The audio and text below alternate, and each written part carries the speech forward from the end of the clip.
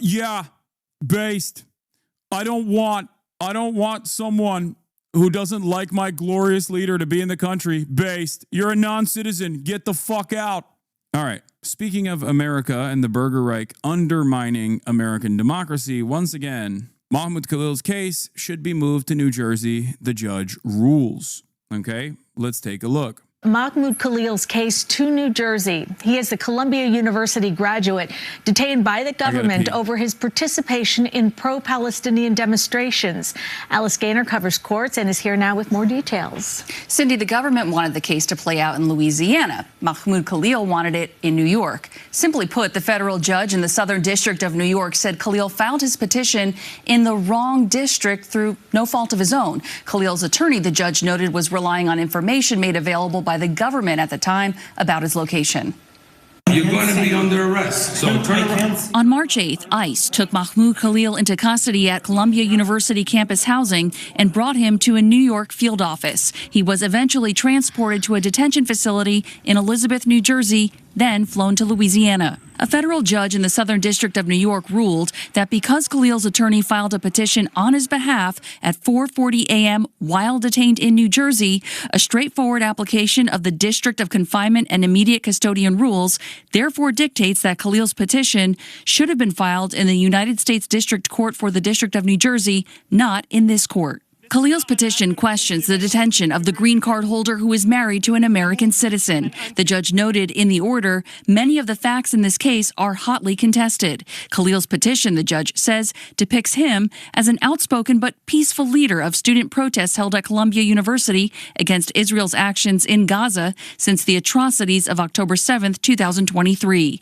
and that the government, by contrast, describes Khalil as leading activities aligned to Hamas, siding with terrorists, and a threat to the foreign policy and national interests of the United States. On Face the Nation Sunday, Secretary of State Marco Rubio was asked repeatedly if there was any evidence of a link to terrorism. I'm asking about the specific justification for the revocation of his visa. Was there any evidence of material support for terrorism? Was the negotiator negotiating on behalf of people that took over a campus, that vandalized buildings? Negotiating over what? A French researcher was detained on arrival in the U.S., his computer and phone confiscated and searched, and his text criticizing Trump cuts to scientific research were deemed by DHS agents as a hatred of Trump that could be described as terrorism. He was deported the next day. According to a diplomatic source to the AFP, the incident occurred on March 9th. The space researcher was reportedly subject to a random check upon arrival, during which his work computer and personal phones were searched. The same source also reported that messages discussing the Trump administration's treatment of scientists were found. He was reportedly accused of messages that reflect hatred toward Trump and can be described as terrorism. His professional and personal equipment was reportedly confiscated, and the researcher was sent back to Europe the next day. According to another source briefed on the case to AFP, the French researcher was accused by the American authorities of hateful and conspiratorial messages. He was reportedly informed of an FBI investigation for which charges were dropped, the source continued. I'm telling you right now, it's already happening, and I've been saying that. It's being mean to Trump is terrorism, okay? But hey, guess what, dude? There's a high bar, right, to let people into this country. If you have mean thoughts about Trump, good luck. You can't come into the country. Yeah, based. I don't want someone who doesn't like my glorious leader to be in the country. Based. You're a non-citizen. Get the fuck out. That's what I say. Yeah. Well. If you don't like the president, then you can't come into the country. That's right. Based. I love free speech, by the way. Unless it's non-citizens who think mean thoughts about Trump, then I don't like free speech. Yeah. Fuck around and find out. How dare you? How dare you think mean thoughts about my glorious president? I'm a centrist. Apoliticals, rise up. Just common sense. Yeah. Just doing my common sense. Yeah. We have enough troublemakers in the country. That's terrorism. Why? I've decided it was. It's the case. It's the case. It's good stuff. If you don't like it, just change the law. Oh, my God. Oh my God. Should have taken a fucking big ass gulp out of my Dr. Pepper, extra large Dr. Pepper in between. That's a crime in and of itself, that they're involved in being the negotiator, the spokesperson, this, that, the other. We don't want it. We don't need these people in our country. In a letter dictated by phone from the detention facility in Louisiana, Khalil described himself as a political prisoner, that the Trump administration is targeting me as part of a broader strategy to suppress dissent. Here's the article in French. United States, French researcher expelled by Le Monde. French researcher expelled for expressing a personal opinion on the policies pursued by the Trump administration. This is the article. Le Monde. Le Monde. Ouais. Why don't you speak American? Historically speaking, free speech has never really been afforded to radical leftist, socialist, communist movements in this country. If you want to fight for civil liberties for black people, no free speech for you. We'll assassinate you. If you do anti-war protests, no free speech for you. We'll do Kent State.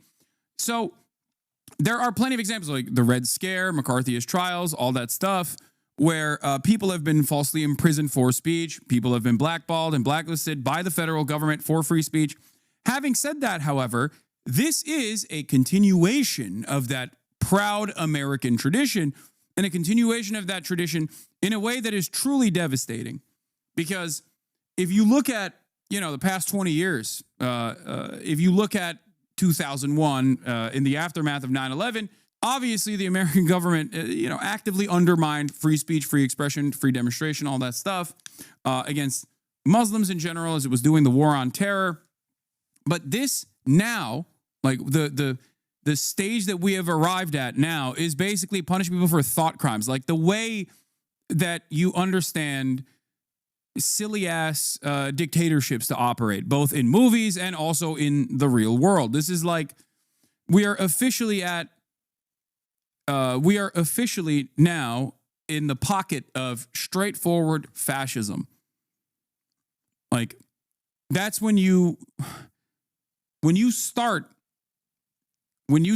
claiming that like people that are peacefully protesting are terrorists and offering material support for terrorists, when you start claiming that people who have said, I don't like the way Donald Trump is cutting funding for research, that is an act of terror that bars you entry into the United States of America. When all of that, when stuff like that is being considered terrorism, which is used as a catch-all term to violate people's due process, to violate people's free speech. At that stage, you're officially done. And I said this a couple months back. If you remember, I was talking about how as American power, I tweeted about it as well, if someone can find it. As American power on the global stage wanes, you will see how little they care about free speech. This is partially the reason why it's happening, because American power is falling apart. America can only present itself as having free speech because it's been the hegemonic superpower, right? And the less stable the United States of America gets, the more aggressive the American government will get in terms of stamping out any sort of protest, any sort of dissent. This will eventually move in the direction that you saw with Recep Tayyip Erdogan as well. As U.S. hegemony ends, you will see limitations of free speech in more egregious ways. You only get to have limited permissible critique when you're the only dominant power in the world. There was always a limit to free speech, Red Scare, civil rights, BDS. Now that limit's over. So you're saying we're fucked and there's little hope? No, mass mobilization will occur, I think. That's what I'm relying on. That's what I'm hoping for. So far, though, the liberal opposition has not done anything to mobilize. Oh, in terms of free speech restrictions, of course, Ben & Jerry's says his CEO was fired for the company's political posts. Ben & Jerry's is accusing its parent company, Unilever, of breaching its merger agreement by ousting the ice cream company's CEO over the brand's repeated public comments on progressive issues, removing its chief executive without the board's approval. It's the latest escalation of an increasingly ugly dispute between the brand and its conglomerate owner that began in 2021. In an amendment complaint filed Tuesday in New York, lawyers for the ice cream brand said that rules stemming from the 2000 merger protects Ben & Jerry's interest by precluding the unilateral removal of a CEO, but Unilever did just that, removing and replacing CEO David Stever by not following the proper protocols, and said it was because of the brand's continued comments on progressive issues. Ben & Jerry's is also pro-Palestine, for those of you who don't know, and lo and behold, they're owned by two Jewish men. Jewish anti-Zionists. The lawsuit said that Unilever's motive for the removal of Stever was due to his commitment to Ben & Jerry's social mission and essential brand integrity, rather than any genuine concerns regarding his performance history. Unilever didn't immediately respond to CNN's request for comment. The UK company announced in March 2024 it was looking to sell Ben & Jerry's and its other ice cream brands. It has not yet completed a deal. Tuesday's complaint is the latest in a string of them against Unilever for attempting to silence the ice cream brand on social media. In January, the company alleged that Unilever unilaterally barred from a post referencing abortion, climate change, and universal healthcare because it mentioned President Donald Trump. Founded by, not owned by anymore. Yeah, founded by. And they've maintained the brand's mission of advocating for social justice throughout the years. All right. Also, there is more attacks against free speech and also control over Columbia University. Columbia University is getting close to yielding to President Trump's demands in negotiations to restore $400 million in federal funding. Columbia has until Thursday to agree to 9 far-reaching demands by the Trump administration. The demands include banning masks, empowering campus cops, and putting the school's Department of Middle East, South Asia, African Studies under academic receivership, which means it would no longer be controlled by the faculty. I talked about this yesterday. Megaphonics, I don't know where Libophonics is, but he had a really banger quote on this from Nazi Germany, which did the exact same shit. And the German dean at the time basically said, do we still get funding or what? After demanding that all the Jews in faculty get deported, or not deported, but like fired. Peter Drucker, an Austrian economist, was then a lecturer at Frankfurt University, fearful of Hitler's plans for Germany. He was prepared to leave the country, but hoped that it would not be necessary to do so. The first Nazi-led faculty meeting at the university convinced him otherwise. Frankfurt was the first university the Nazis tackled, precisely because of the most self-confidently liberal of major German universities, with a faculty that prided itself in its allegiance to scholarship, freedom of conscience, and democracy. The Nazis knew that the control of Frankfurt University would mean control of German academia. And so did everyone at the university. Above all, Frankfurt had a science faculty distinguished by both its scholarship and its liberal convictions, and outstanding among the Frankfurt scientists with a biochemist physiologist of Nobel Prize caliber and impeccable liberal credentials. When the appointment of a Nazi commissar was announced, and every teacher and graduate assistant at the university was summoned to a faculty meeting to hear this new master, everybody knew of a trial of strength was at hand. I'd never before attended a faculty meeting, but I did attend this one.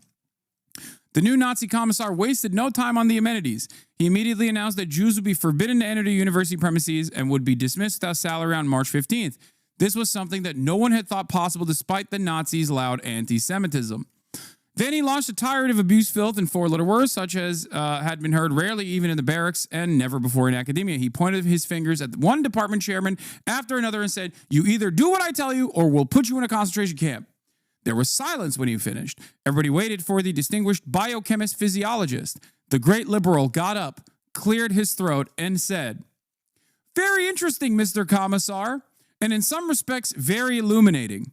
But one point I didn't get too clearly. Will there be more money for research in physiology?" 1-to-1.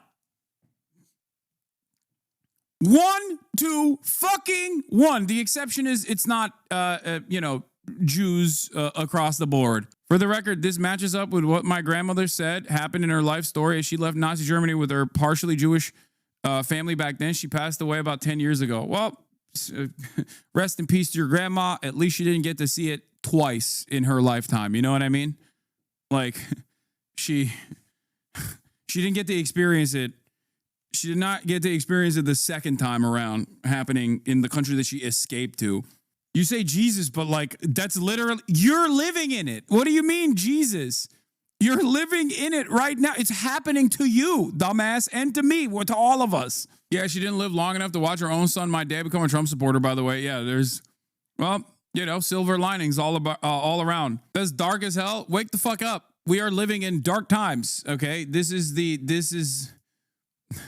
When I say I fear that America's darkest chapter is yet ahead, I mean it. Like, people will turn around and say, like, oh, what do you mean? We had slavery. We had chattel slavery. That's pretty fucking brutal. I agree. It is, right? We had, this nation was built on indigenous genocide. Like, what are you talking about? I agree.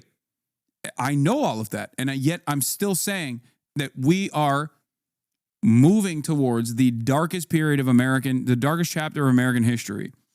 Okay? Because all of those things that happened we will do again, but this time serialized, this time modernized, this time industrialized. The current administration has even more tools at its disposal to do a metric ton of evil. The parallels are there. It is very clear for those with eyes to see. All right. I don't know what else to tell you. We are moving in at an alarming rate towards just straightforward, open fashion. We're there. Like, this is the entry phase. Okay. We've dipped our toes into it. We've dipped our legs into it, okay? We're almost at crotch level. Once the permission boundary is breached through the court system, as the Trump administration is actively undermining the court system when it's doing deportations to El Salvador, we will officially move on to the next stage. You have to fund ICE. You have to fund the military. You have to potentially create just cause to be able to utilize the military, right? To do the mass deportation protocols. Because right now, the only thing stopping the administration is the ticker tape of legality and the courts that will try to do temporary, they try to do injunctions and temporary restraining orders on the actions that they're taking. And then beyond that, it's just logistics. Right? It's just logistics. Once they figure out the logistics of it, and they've also completely eviscerated the legal structure that could potentially stop it and make it legal to do this kind of thing, which is what they're actively trying to do, this will kick into high gear. Society is a thin veneer that benefits those who do not play by the rules. Once it is broken, it cannot be replaced without force, no matter the morality. News on the Mahmoud Khalil case. The judge rebuked the Trump admin. This case, the Mahmoud Khalil case, I think, is perhaps the most significant legal case of our time. What happens here will either completely erode the last legal bastion of defense that the institutions have in undermining the Trump agenda. If this court case sides and the Supreme Court sides eventually with the administration, it's over. They now have destroyed one plank.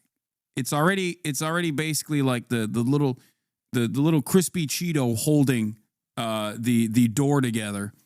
Okay, once they boulder through it, it's over. It's done. The legal side is cooked. It's over. The only way that the court system will work is at the behest of the administration. Everything that they do will be considered legal, of course. Obviously, they will enforce it through the pre-existing legal structure that will use the institutions to their advantage as long as, the institutions remain. And then the only thing stopping them will be logistics. It is incredibly difficult of an undertaking for this administration to go out and do mass door-knocking operations and fucking arrest everybody. Okay? Very, very, very difficult. My friends, oh yeah, this is basically, yes, the courts against the Trump admin. That's what this is. Dude, I doubt this affects any citizens. No way Republicans go after free speech of citizens. We would revolt in the U.S. Bro, this is so funny. Dude, I doubt this affects non-Jews. No way the Hitler, the Nazi party would go after non-Jews, dude. Are you stupid? All they care about is Jews. No, dude, they're just going after trade unionists. They're just going after communists. They're just going after socialists. They're just going after Jews in academia. They're not going to come after me. What? Just stop. They would never do that. Come on.